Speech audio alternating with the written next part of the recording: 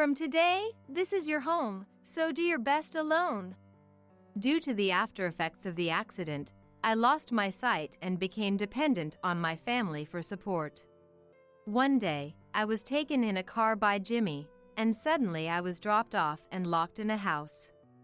Outside the door, Jimmy's evil laughter echoed. My name is Brina, I'm 28 years old, and I work hard as a salesperson for a major company.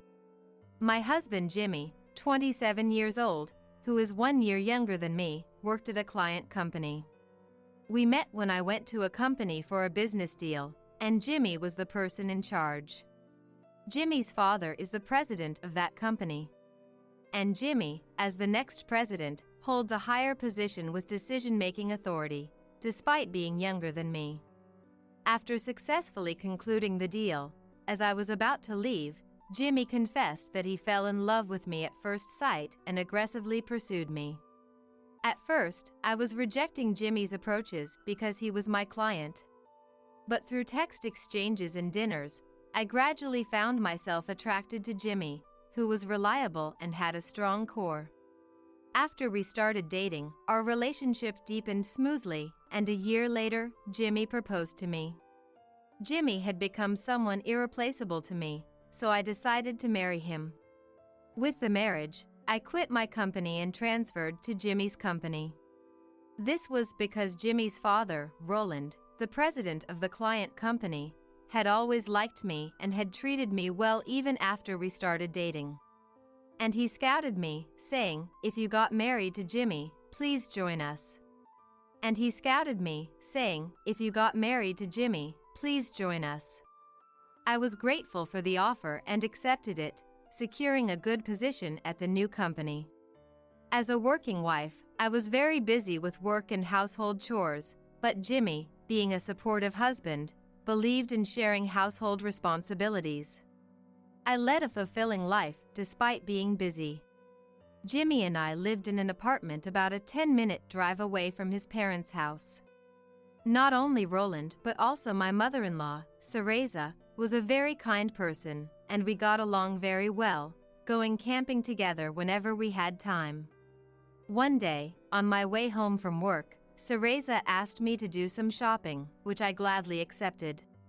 As I was driving home after buying the items, I was suddenly hit by a strong impact and lost consciousness. When I regained consciousness, I found that my vision was completely dark even though my eyes were open. A man's voice explained the situation in front of me. "Brina, are you awake? Please stay calm and listen, I'm a doctor. You were involved in a car accident and were brought to this hospital unconscious." I told the doctor that I couldn't see anything and my vision was dark. He explained that my temporary loss of vision was due to the shock of the accident and that it would probably return in about 2 months. At first, I was confused by the doctor's explanation, but I gradually accepted it and calmed down when my in-laws visited me at the hospital. They were very worried, especially Cereza, who blamed herself and apologized to me because she is the one who asked me to do some shopping. I comforted Cereza, assuring her that my vision loss was temporary and that there were no other major issues.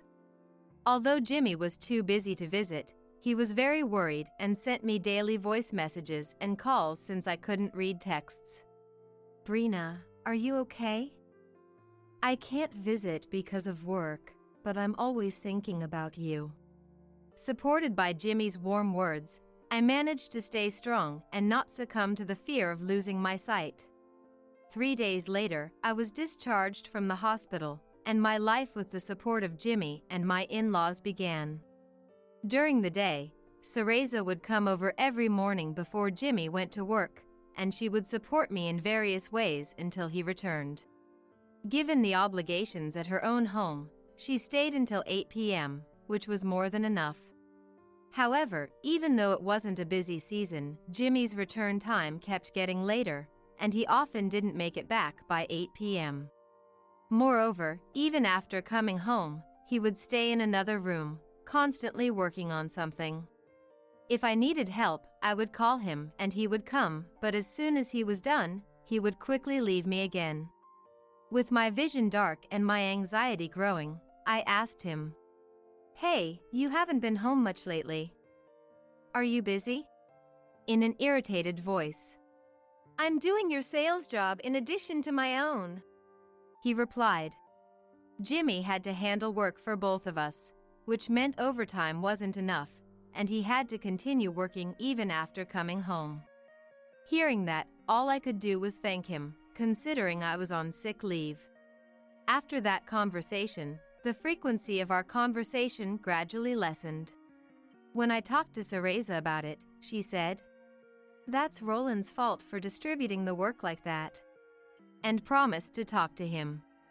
She told me not to worry when I apologized repeatedly, which only made me feel more grateful and determined to repay her kindness someday. One day, Jimmy approached me and said he wanted my advice about work. "Hey, I had this issue at work. What do you think I should do?" Feeling happy that Jimmy was finally asking for my help, I listened carefully and responded kindly. His voice seemed brighter, and I was delighted to have been able to meet his expectations. The next day, Jimmy told me he had to work on the weekend, so I decided to spend the day at my in-laws' house. Although it's only a 10-minute drive, it was a significant burden for her to continue the routine of coming early in the morning to support someone else's household and returning home at night. Cereza would come every day to support, as she thought I would be anxious spending a whole day at my in-laws' house. So, when she said that she wanted me to come if possible, I immediately agreed. I felt bad about always being taken care of and hoped to reduce Roland's workload, and I agreed to go with Jimmy. Jimmy was in an especially good mood as he drove, and it felt like the 10 minutes felt like a second. However, when he said it hadn't even been 5 minutes, I realized that being unable to see made it hard to gauge the passage of time. After 20 and then 30 minutes, I asked him again, and finally, the car stopped. He helped me out of the car, but the ground felt different from usual. There was a strong scent of greenery, but my in-laws' house didn't have that many plants or flowers. Most notably, I couldn't hear the voices of my in-laws, which made me feel uneasy. Just as I was about to call out to Jimmy, he said, "From today, this is your home. Do your best." And I heard the door slam shut loudly. "Wait!" I fell to my knees, then stood up and turned around, extending my hands. Shuffling my feet, I slowly moved until I reached a large door. Whether I pushed, pulled, or tried to slide it sideways, it didn't budge at all. Desperately, I pounded on the door, and I could hear Jimmy's laughter from outside. "This is an empty house deep in the mountains where no one lives. Oh, and I locked the front door for you, so no animals will get in. Feel free to relax." I was stunned into silence by Jimmy's words. Hearing footsteps and the sound of a car door, I panicked and shouted as loudly as I could. "Wait! Don't go! Please, I'm begging you!" No matter how frantically I pounded on the door, there was no response. Then I heard the car engine start and quickly fade away. I had been abandoned in the mountains. Fear slowly crept up on me as I realized this. I reached into the pocket of my pants only to find that I didn't have my smartphone or anything else. Everything was in my bag, which I had given to Jimmy to carry. Even though I knew I could unlock the door from the inside, the thought of what would happen afterward filled me with anxiety. If this really was deep in the mountains, I would only get lost if I went outside. I couldn't imagine there being a public phone in the mountains, and even if there was, I wouldn't be able to find it. No matter how much I thought about what to do, there was no solution. What if only I had my smartphone? What if only I could see? What if only someone was here with me? As these what-ifs filled my mind, I reached my breaking point. "Is anybody there? Please, help me!" Maybe this wasn't really deep in the mountains and someone was just outside. Clinging to that faint hope, I continued to pound on the door and scream for help. There might be a landline phone inside the house, but since it was an empty house, it might not be connected. And if I went looking for it and couldn't find my way back to the front door, it would be even worse. That's why I couldn't move carelessly. How many hours had passed? We had left early in the morning, but it felt like ages had gone by. My throat was painfully dry from all the shouting and crying. My hands hurt just from having pounded on the door so much. Just then, I heard the sound of the front door unlocking. Realizing this might be my only chance to get out, I summoned the last of my strength and shouted, "Someone! Please, help me!" The next day, when Jimmy arrived at the office, he found Roland and 4 men standing in his way. "What's going on, Dad? And who are these people?" "They're police officers." "You know why they're here, don't you?" Jimmy's face twitched as he looked at the officers. "I didn't do anything wrong. I mean, nothing that would involve the police." "Are you serious, you foolish son?"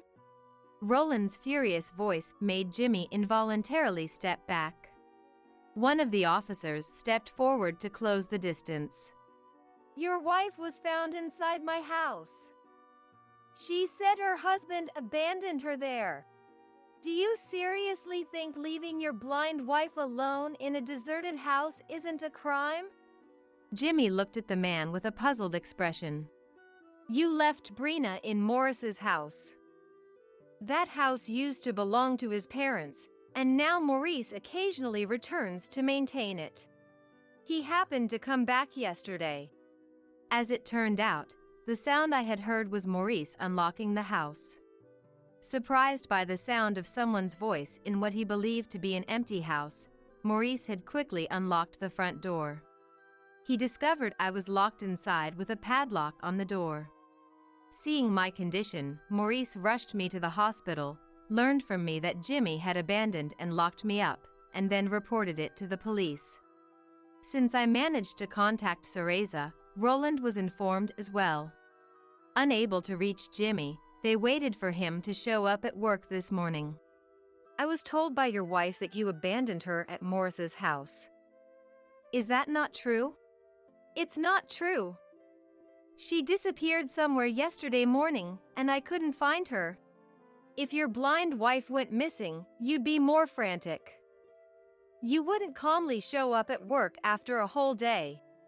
Roland, seething with anger, watched as Jimmy turned pale and looked around nervously.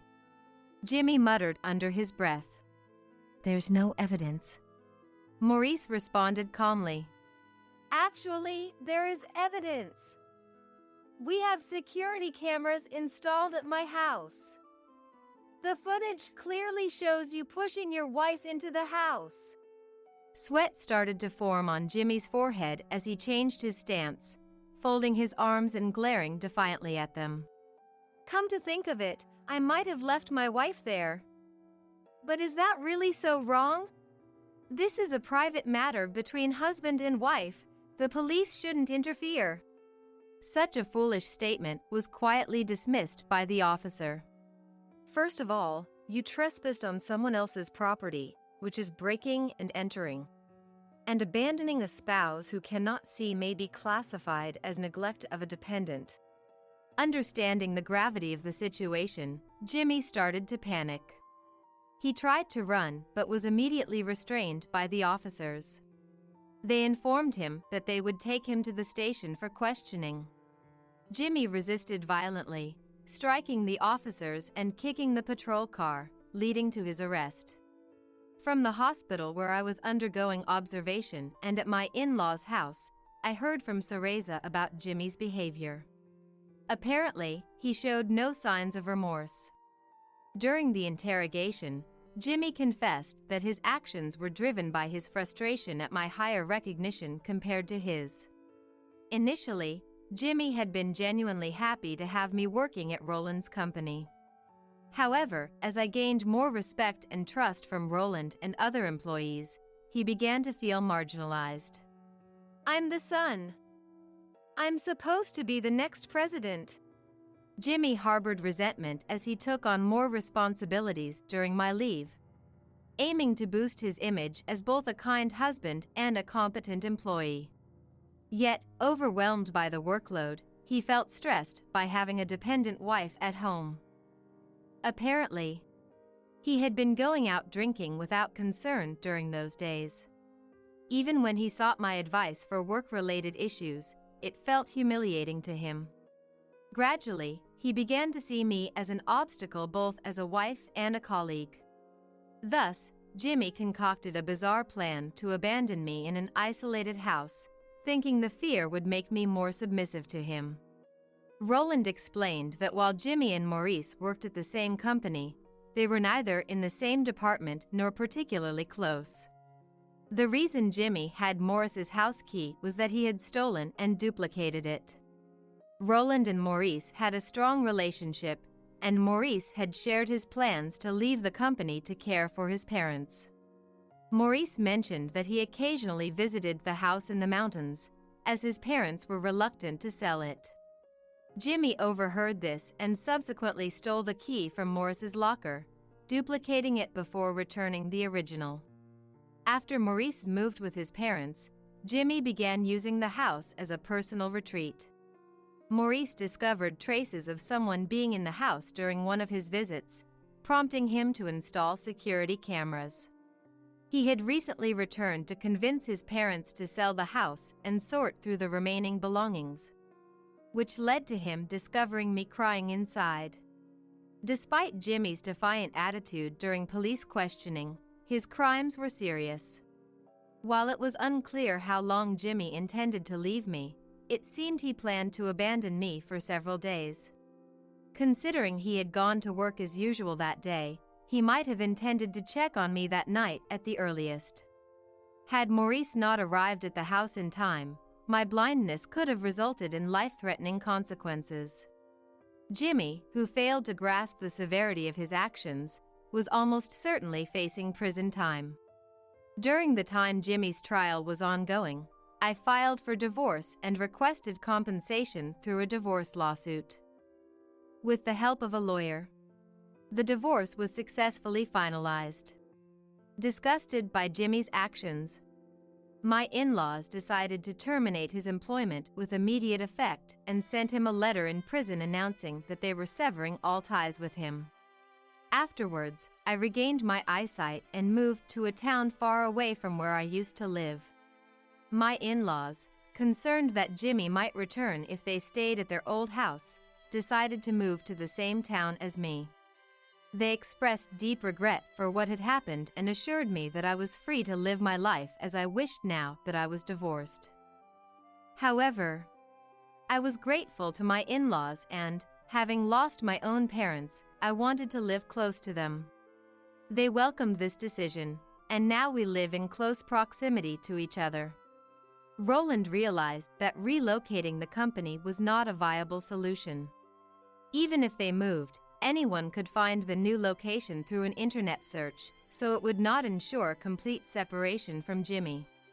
Therefore, he decided to step down as CEO and pass the position to a capable non-family employee. Roland still occasionally visits the company and has started a new business venture he had been planning for some time. I was rehired by Roland's company and now enjoy a fulfilling life, engaged in new endeavors in my new home. Boomers ruin the taste of food. Go home. A woman dressed in a beautiful gown sneers as she splashes my mom with a hot toddy whiskey. My mom's arms and neck, drenched in whiskey, turn bright red.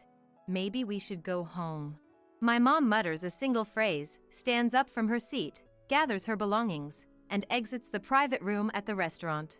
The woman who threw the whiskey at my mom laughs in an amusing manner, seemingly unaware that she has just stepped on a massive landmine. I hope she doesn't end up regretting it later. While sympathizing with my mom in my heart, I chase after her. My name is Jennifer, a 45-year-old nurse working at Williams General Hospital. I live with my slightly cheeky but adorable children and my kind husband. On this day, I I was rushing to my destination while checking the time on the watch strapped to my wrist. It was just past 7 p.m. Normally, I would still be at the hospital at this time. However, today is a special day for me, so I asked someone who was available to switch shifts with me. All right, at this pace, I should make it in time. As I turn the corner, careful not to bump into any passers-by, my destination store comes into view. Seeing it, my expression naturally softens.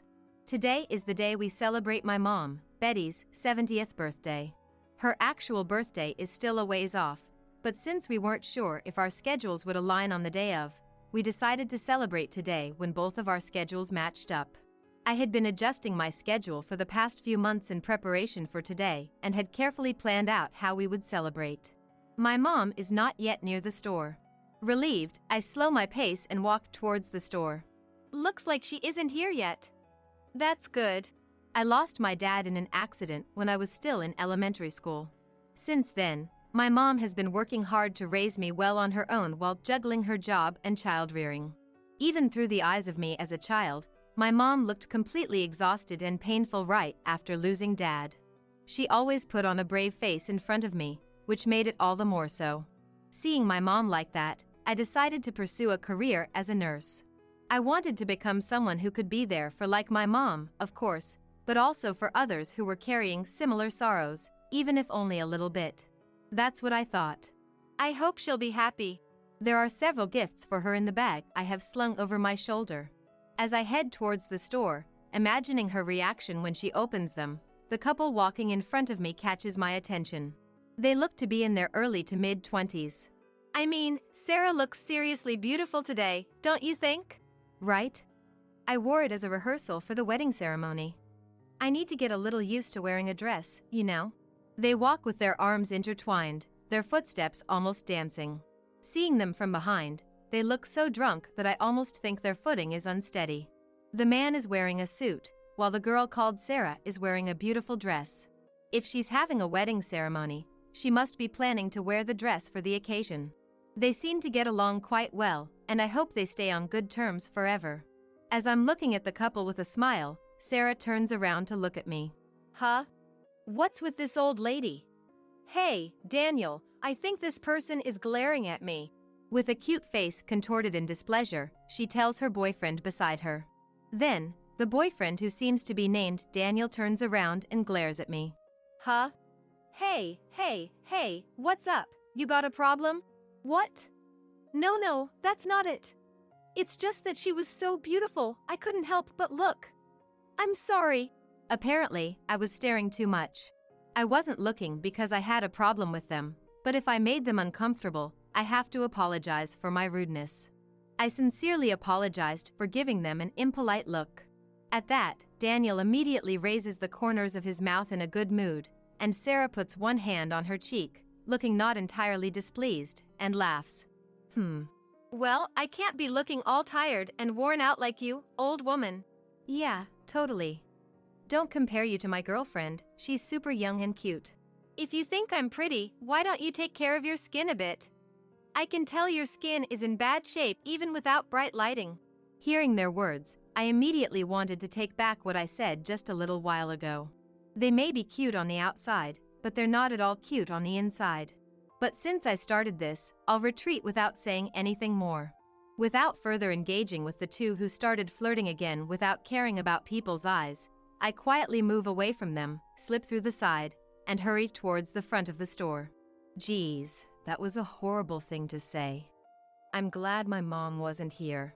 Although I had an unexpected mishap, seeing the front of my destination store, my troubled heart quickly settles down. The place I chose today is a high-end restaurant that's often talked about on the internet and social media. This restaurant is so popular that it was very difficult to make a reservation. That's why I had to plan months in advance. This is it, right? Isn't this place way fancier than it looks on social media? Then, I hear the voice I heard earlier, right behind me. Turning around timidly, there they are, Daniel and Sarah, looking up at the restaurant excitedly, as expected. Fortunately, neither of them notice me, and they quickly go inside the restaurant. Seeing that, a sigh of relief naturally escapes my mouth. If possible, I'd rather not get involved with them anymore. Jennifer, Sorry, did you wait long? Oh, Mom. I just got here too. As I'm feeling frustrated, this time I hear a familiar voice. Turning around, I see my mom waving her hand and running up to me. I can't say anything about others, but my mom also looks quite terrible, not much better than me. We both just got off work, so it can't be helped, but her hair isn't even set and her clothes are a hastily put together simple suit. It's not a pretty look, to say the least. But she doesn't seem to care about that at all, and she's smiling happily anyway. Maybe it's because she ran all the way here, or maybe she's that happy, but her cheeks are slightly flushed. I'm so happy that you are celebrating my 70th birthday for me. And at such a fancy place. But is Robert okay with it? Did you get his permission? Of course. He sends his regards too, and I have a gift from him as well. I'll give it to you later. Oh, how wonderful. Jennifer, you really married a wonderful husband, didn't you? I can't thank Robert and his parents enough. Robert is my husband. He was actually planning to celebrate my mom's 70th birthday with us, but he had work he couldn't get out of, so we decided to do it another time. There's a lot to catch up on, but it's almost time for our reservation. We decided to continue our conversation inside the restaurant. Hey! I didn't hear about that. As my mom and I enter the restaurant, Sarah and Daniel are making a huge fuss at the entrance. They're ganging up on a female staff member, apparently trying to pick a fight. So, I'm terribly sorry, but our restaurant prioritizes customers with reservations, so if you don't have a reservation, we'll have to ask you to leave or wait. What? There's an empty table there, in the back, and over there. Just seat us at an empty table. We're customers, customers. I apologize. All the tables currently available are reserved for customers with reservations. Apparently, that couple didn't make a reservation.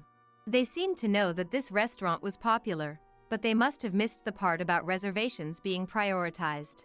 It's written in large, eye-catching red letters on the sign in front of the store, on social media, and even on the restaurant's website. It's a restaurant that's always fully booked with reservations, so there's no way they'd be smoothly guided inside if they showed up without a reservation. My mom and I approached them, partly to help the troubled staff member. Excuse me, I have a reservation for 8 p.m. under Johnson. Oh, yes. Ms. Johnson, 4-2, right? We've been expecting you. Right this way, please. When I spoke up, the female staff member who was being harassed looked relieved and smiled. She tried to guide us to a private room in the back in a practiced manner, but... Hey, wait a minute. What? You're prioritizing customers who came in after us? We're the customers who arrived first, That couple wouldn't let us pass quietly. I think the staff's explanation earlier covered everything, but ridiculously, they still don't seem to accept it. 2 male staff members hurry out from the back of the restaurant, looking flustered, but even then, Sarah and Daniel don't back down at all. Instead, they start glaring at my mom and me, their eyes trailing from the top of our heads to the tips of our toes. You should go to a restaurant more suited to your status, don't you think? Aren't you embarrassed to come to a high-end restaurant dressed so shabbily? Yeah, don't you know it's rude not to dress appropriately for the restaurant? Oh, wait, did you think that was dressing up? And today is your once-in-a-lifetime splurge or something? Give it up. Poor people will never understand the value of haute cuisine anyway. I had already confirmed in advance that this restaurant doesn't have a required dress code. I wonder if this couple came dressed in fancy suits and dresses without knowing that. Hey, restaurant staff. We're elite employees at Martinez Bank. We have lots of money. Between these poor people and us wealthy elites, who would you rather have as customers? Who can spend more money at your restaurant? You don't even have to think about it, right? Martinez Bank is a large bank with branches nationwide. Their headquarters is near this restaurant. They must work at that main branch. Just hearing that, they certainly sound elite, but their behavior is far from elite. The staff members exchanged troubled glances, but the staff member who first helped us tried her best to smile as she led us to the back. Ms. Johnson, please come this way. I apologize for any unpleasantness. No, we're fine. Yes, that's right. please don't worry about it. As we head towards the back, I can still hear Sarah's angry voice shouting, "Wait!" But we decide not to engage. If we ignore her, she'll probably give up eventually. I hope that's the case. My mom and I both respond with a smile to the staff member who apologizes profusely, true to her word. The staff at this restaurant have done nothing wrong. The private room we're led to is a calm space, gently illuminated by warm-colored lights. My mom and I sit across from each other with a table between us. A lot has happened before we got here, but we can finally take a breather. There sure are all kinds of people out there. I wonder if the staff will be okay. Yeah. If they cause too much of a scene, the staff might consider calling the police, so I think it'll be fine. But our celebration was disrupted, even though it's a special occasion. Hee, that doesn't really matter. She didn't seem particularly offended. My mom is always like this. She generally dislikes conflict and isn't the type to get angry easily. No matter what people say to her, she always settles things amicably. If she isn't in a bad mood, it's probably not a good idea to dwell on this topic too much. Today is a special celebration, after all. Before the food is brought out, I take 2 gifts out of my bag and hand them to my mom. Here. This is from me and Robert, and the other one is from the kids to their grandma. Oh my! To receive presents from Jennifer and her wonderful husband, and from my adorable grandchildren. I'm the happiest grandma in the world right now. Saying that, my mom's face breaks into a truly delighted smile as she accepts the 2 gifts. Seeing her like that, the one giving the presents ends up feeling even happier. So much so that the complicated feelings I had in my heart just a little while ago vanish completely. About 2 hours pass after that. My mom's and my stomachs are completely satisfied. As expected of a popular restaurant, not only was the taste excellent, but the appearance of the dishes was also magnificent. We ordered a course meal centered around seafood this time, but it makes me want to come back and try their meat course next time. As we're slowly savoring the dessert that was served last, I hear lively voices coming from outside the private room. Unbelievable!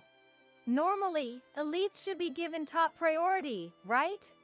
I was looking forward to this high-end restaurant, but prioritizing poor people over us put me in the worst mood. It was the troublesome couple from before.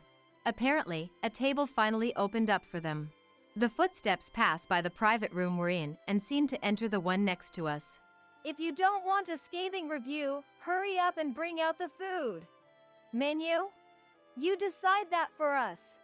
We elite customers have been kept waiting for so long. It's only common sense to make an apology dish and bring it out. Even though it's a private room, I can clearly hear Sarah's angry voice since it's the room next door. However, I don't hear the voices of the staff or Daniel at all. Just from that, I can tell how loudly she must be yelling. This ruins the pleasant mood. Maybe we should finish our dessert quickly and go home. Just as I'm about to say that to my mom, I hear footsteps again. Footsteps that seem to be in a hurry. I knew it! You were here! You poor mother and daughter! How dare you cut in line earlier? Well, what? Cut in line? We had a reservation, so... It was Sarah.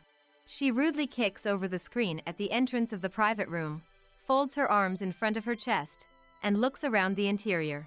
Then, just like earlier, she laughs through her nose with a ha! Quite an expensive-looking private room. No wonder you're spending money on things beyond your means, working yourself to the bone until you look so haggard. Sarah calls herself an elite over and over, so she must have a lot of pride. That's probably why she can't stand the fact that we, who look shabby and poor in her eyes, got to enjoy our meal at this restaurant before her. So much so that she had to come all the way here just to make a snide remark.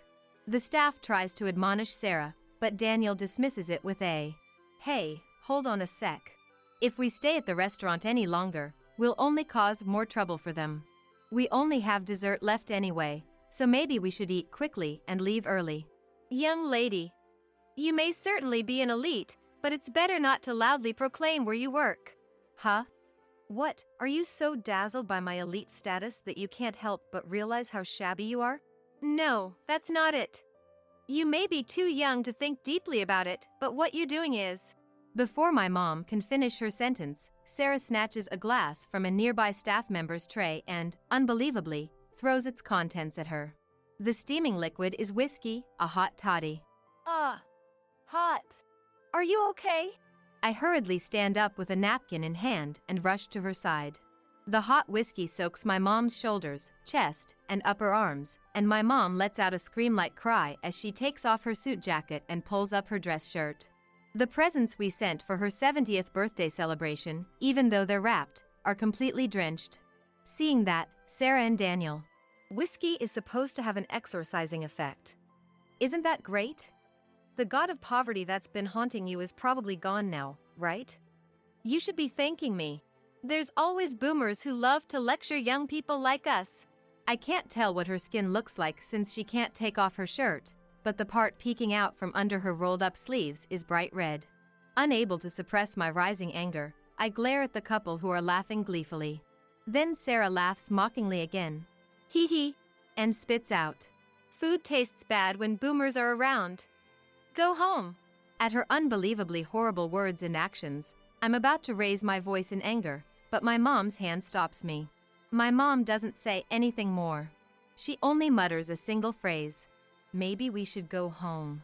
Hearing that mutter, both Sarah and Daniel point at my mom and laugh loudly. However, my mom doesn't even engage with that, quickly gathers her things, slips past the two of them, and leaves the private room. Excuse me. The bill, please. I hurriedly chase after her. Ahead, I see the staff members turning pale at the sight of my mom completely drenched. Behind me, I can still hear Sarah and Daniel's grating laughter. But I know. The more good-natured someone usually is, the more terrifying they are when they get angry, to the point where it's no joke. My mom was no exception to that. The next day, as I'm working while holding complicated feelings about last night's commotion, a colleague nurse comes to call me. Miss Johnson, the doctors are asking for you. Huh? Me? Did I mess something up? I'm having trouble switching gears today, so maybe I made a mistake. But my colleague shakes her head and blinks in confusion. No, it doesn't seem to be anything like that. Apparently, a guest is here, and the hospital director has been called too. The hospital director? Okay, I'll go check it out. Though I raise a question mark, I leave things there to my colleague and head to the reception room in the back of the hospital. If there's a visitor, they're usually dealt with in the reception room. Then, I see various doctors gathered around the reception room, and there's an unsettling atmosphere. Oh, Miss Johnson, we've been waiting for you. Come on in. Well, what happened? The CEO of Martinez Bank is here, saying he has something to discuss with you. Martinez Bank. Just hearing that name, complicated feelings seep into my heart again. However, if the CEO is here, last night's incident must have already been reported. Watched by the various doctors, I open the door to the reception room and step inside. Inside, there's a man who seems to be the CEO of Martinez Bank and the couple from last night. The latter two have extremely awkward expressions. Hospital director, what's all the fuss about? After confirming their presence, I call out to the hospital director. Then, well, who knows? In the middle of this busy time, they suddenly barged in. I only contacted them to cancel my bank account, though. The hospital director, my mom, replies calmly. No way. The old lady from yesterday. No, that woman is actually the hospital director of the general hospital. Last night, I am truly sorry. That's right. My mom is the hospital director of Williams General Hospital. The reason my mom and I are so exhausted after work is that we're spending such busy days. We hardly have the time to care about our appearance. Last night was supposed to be a 70th birthday celebration as well as my moment of peace. But it was ruined in the worst way possible. I could painfully understand my mom's feelings when she contacted them to cancel her bank account. Ms. Jones, I am deeply sorry for this incident. It was my lack of management. Then, Mr. Davis, the CEO of Martinez Bank, apologizes profusely. Honestly, even if someone who wasn't involved in last night's incident apologizes, it doesn't make me feel any better. That wasn't a work-related issue, but a commotion caused by individuals. My mom seems to feel the same way, and her profile shows none of her usual gentle demeanor, only coldness. But there's clear anger in her eyes, piercing straight through Daniel and Sarah behind Mr. Davis, not him. Young lady, do you understand the meaning of what I said yesterday? Huh? Caught off guard by the sudden question, Sarah lets out an unpleasant voice either because she wasn't paying attention or because she hasn't reflected. Hearing that, Mr. Davis and Daniel put their raised index fingers to their lips, desperately trying to silence Sarah. Martinez Bank is a large bank with branches nationwide, so you probably couldn't resist boasting about working at the headquarters. But if it becomes known that they employ someone with poor conduct like you, it will lead to a decline in the bank's image. Wah! In fact, thanks to you too, I've decided to cancel my Martinez Bank account. If you hadn't loudly proclaimed where you work, I wouldn't have been able to figure it out. At my mom's barrage of words, Sarah's face turns bright red with anger. She waves her fists in rage, but Daniel, in contrast to Sarah, is turning pale as he tries to calm her down. Hurry up and apologize! CEO, this is terrible. Normally, shouldn't you be protecting your employees in a situation like this? Listening only to the other side's story and unilaterally treating me as the villain. You fool! You even injured Ms. Jones, and you still claim you did nothing wrong? My mom's skin, which had hot toddy whiskey thrown on it, was burned, though not severely. Even now, fresh bandages peek out from her neck and wrists, not hidden by her white coat. But these two cut in line, you know? Sure, I admit it was wrong of me to get physical, but cutting in line is. Still, Sarah insists on her innocence. Next to her, Daniel, still pale, is flustered. Even though you simply didn't make a reservation, you insist that we cut in line. In that case, shall we contact the restaurant from last night and have them confirm whether we had a reservation? If Mr. Davis sees that, I think he'll understand which one of us is being absurd. Ugh. Sarah understands it clearly in her head. That she and Daniel, who didn't make a reservation, are 100% at fault. But what prevents her from admitting it is probably the pride within Sarah that's far higher than any mountain around. Why do I have to apologize to these people? Just because you're doctors doesn't mean you can act all high and mighty. Hey! Sarah, if you're making the CEO apologize like this, you must be a fairly big customer. But we have plenty of famous corporate clients. Losing one or two won't be much of a blow. At Sarah's words, stubbornly refusing to apologize, the air in the room felt like it froze. After a few beats of silence, my mom glances at me for my moment. You heard her, Jennifer. What will you do? I'm sorry, Mr. Davis, but since it doesn't seem like it'll be much of a blow, I think I'll cancel my bank account too. Let's see. The hospital director and I each have bank accounts of about $5 billion, so it would be around $10 billion total, right? At my words, Sarah is shocked, her face turning pale. I can see the corners of her mouth twitching slightly. $10 billion? Why do you have that much money?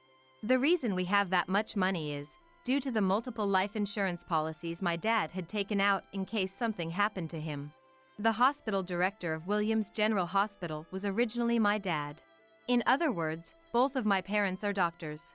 Because Dad had taken out multiple life insurance policies while he was alive, after his death, my mom and I received more money than we could spend in a lifetime.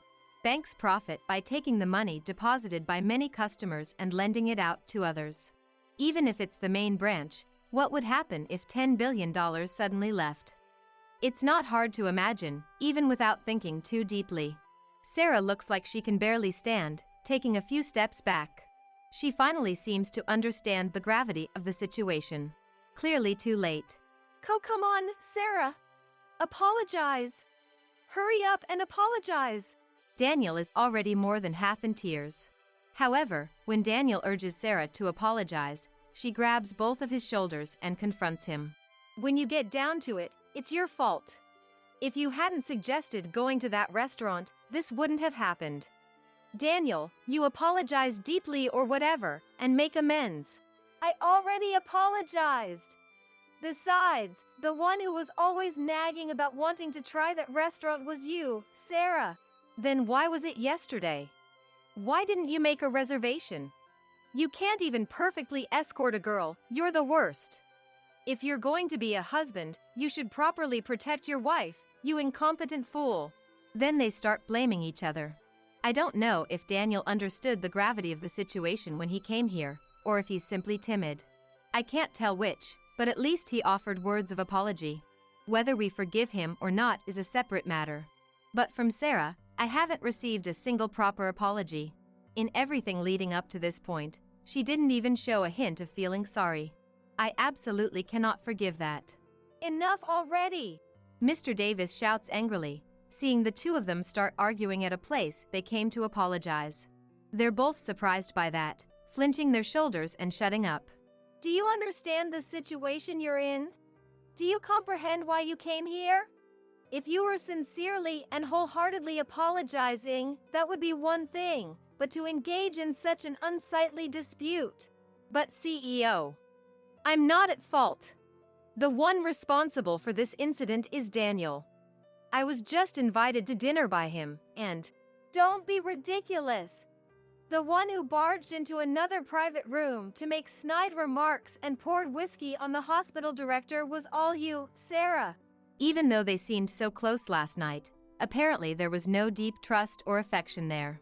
If they truly cared for each other, normally one of them would cleanly take responsibility. But all they're doing now is just shifting the blame for their own wrongdoings onto each other. There wasn't even a shred of affection to be seen. Enough! This is a serious matter concerning trust. I can't deal with people who cause such a commotion outside any longer. You both are fired. Fired? No way! Finally, Mr. Davis's anger seems to have exploded. Sarah and Daniel are literally left speechless, only able to open their mouths. My mom, who had been watching the series of exchanges, sighs as if tired, then lifts the hem of her white coat to reveal her bandaged arm. I went to another hospital this morning to get examined and obtain a medical certificate. You're such a child. If I had this hospital issue the certificate, I might be accused of trying to frame you. We will be filing a police report for this incident, so… Sarah, keep that in mind. Police report. Well, what's that? Sarah's action of throwing whiskey and causing burns is a clear case of assault. But the hospital director, no, my mom, if she had seen even a hint of remorse in Sarah or a sincere apology, I don't think she would have gone this far. My mom is generally a gentle person. But Sarah stubbornly refused to admit she was wrong, and even when cornered like that, she didn't show a single sign of remorse. Like me, my mom probably couldn't forgive that. At the ominous words police and police report, Sarah's eyes fill with tears as she opens and closes her mouth. She seems to be trying to say something, but the words won't come out. Just so you know, we won't agree to a settlement. Huh? Sarah doesn't seem to understand what that means, but my mom apparently has no desire to talk further. She stands up from her chair and immediately leaves the reception room. Jennifer, I'm truly sorry about this. I don't know how to apologize. No, Mr. Davis has nothing to apologize for. And even though my mom said that, I don't think she'll actually go through with canceling the bank account, so please don't worry. Mr. Davis sighs as if tired, walks up to me, and apologizes. I hurriedly shake my head, lowering my voice so Sarah and the others can't hear the second half. Then, clear relief seeps into his face. Hey, Daniel, what's the police? What's a police report? Did I do something that bad? How should I know? I'm done with you. Whatever happens to you is none of my business. No. Don't say that. Hey, what should I do? Hey, I'm talking to you. Fired and abandoned even by Daniel, Sarah sinks to the floor powerlessly. All right, I think we're done here. The hospital isn't free, so please leave soon. Wait. Call the hospital director. Call her one more time. I'll apologize properly. I'll give a deep apology or whatever. As I approach Sarah to ask her to leave, she clings to me. Her face is desperate. If she was going to panic this much now, she should have just apologized meekly from the start.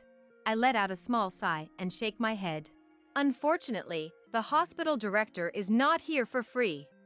She's in a position where she's so busy every day to the point of exhaustion that Sarah would blurt out that she looks shabby. Sarah, you even spat out such abuse.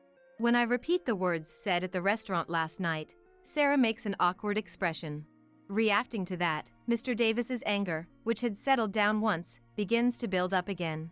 We're in a position where people's lives are entrusted to us. We do get exhausted. There are so many times where a minute or a second can mean life or death. I can't afford to care that much about ourselves. But I've never once thought I looked shabby. That's just because I didn't know your occupation. It just slipped out. I didn't mean any harm. So you think it's okay to mock non-medical professionals as shabby? I do think Sarah should be prosecuted after all. She's still young. If she reflects in prison, she might gain some common sense. Even if a police report is submitted, if there's no prosecution, it won't result in a criminal record. Also, if a settlement is reached, cases often end up not being prosecuted. However, my mom has already declared she won't agree to a settlement. If the victim doesn't agree to a settlement, the criminal penalty can't be reduced, and there's a high probability of prosecution. In the first place, my mom and I have more than enough money, so even if we're offered settlement money, it won't lead to us being satisfied. There are times when settlement money won't be accepted, but I have no obligation to tell Sarah that. No, I don't want to go to prison. Do something, I'll apologize. Sarah says that and cries loudly, but Mr. Davis, Daniel, and no one stood by Sarah's side. The one I want to stand by isn't someone with no common sense like her. Afterwards, my mom formally filed a police report. Sarah's dad apparently runs a company as the president, and she cried to him. But not only did she not receive help, she got scolded harshly. Why? Because Sarah's dad is one of my mom's patients. How could you do that to Ms. Jones? He was furious, and I heard that was the trigger for her family cutting ties with her.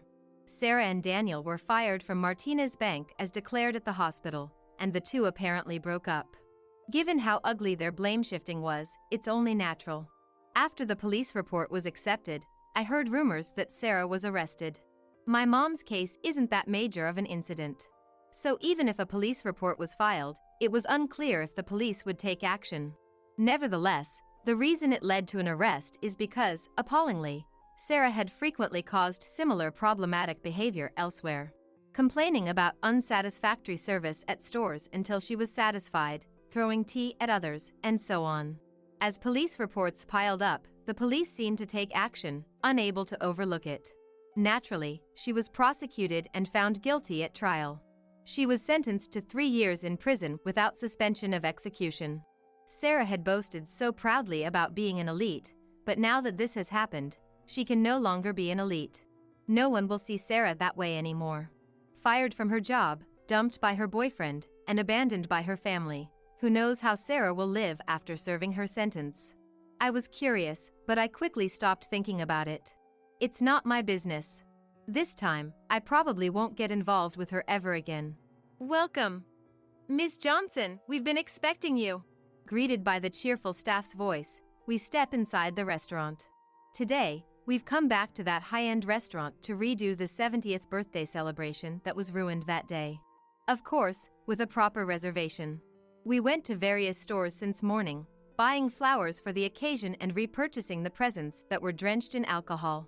Apparently, the reason my mom was so angry that time wasn't because she got burned, but because our presents were ruined. I'm so happy to be able to come eat with Jennifer again like this. That celebration was ruined that day, so let's enjoy today even more than back then. Hee, a lot happened that time, but since we get to enjoy both the seafood and meat courses as a result, let's consider it a good thing. Last time was the seafood course, but today it's the meat course. Remembering that commotion still fills me with irritation, but hearing my mom's words, those complicated feelings quickly fade. I think she is truly amazing. Even emotional shifts that are difficult for me, she does them so easily like this. We toast in front of the dishes brought to us. That time, we celebrated before her birthday because our schedules weren't likely to align, but today is genuinely my mom's birthday. My mom, now 70, will retire as hospital director next year. It's often said that there's no retirement age for medical professions, but precisely because it's a job where people's lives and health are entrusted. My mom says mistakes are never allowed. That's why she wants to step down from the position of hospital director before her judgment declines with age, leading to a serious mistake, and entrust it to the next generation. How about going to a trip after retiring? You should do lots of things you couldn't before due to lack of time. I bet there are plenty, right? Oh, that's a good idea. I'll think about it. But I'm more than happy enough as I am now. I was really devastated when I lost my husband, but thanks to you, Jennifer, I was able to recover. You are happy, and you cherish me like this. I'm truly happy. My mom, smiling as she says that, looked delighted and truly happy, just as she said. Seeing my mom like that, I start feeling happy too.